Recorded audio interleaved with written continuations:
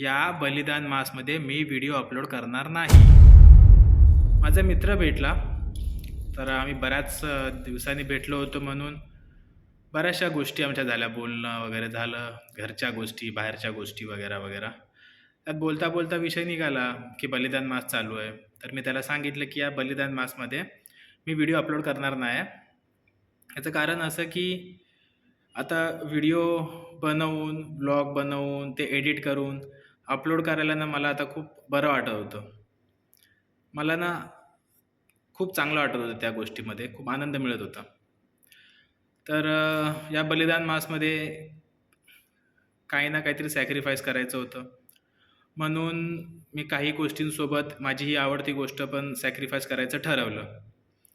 हे ऐकताच ना बाबा त्यांनी लिटरली मला नको नको ते शब्द बोलला. ते मी शब्द इकडे सांगू शकत नाही तुम्हाला. बरंच काय काय बोललो तुम्हाला. ते झाल्यानंतर त्यांनी मला अचानकच त्यांनी मला वेगळा चॅलेंज दिला की बोलला, "तू डेली एक व्हिडिओ अपलोड करणार."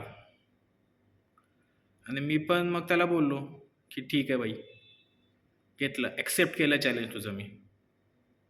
मी आता हे बरोबर केलं की चुकीचं केलं तुम्हीच मला सांगा.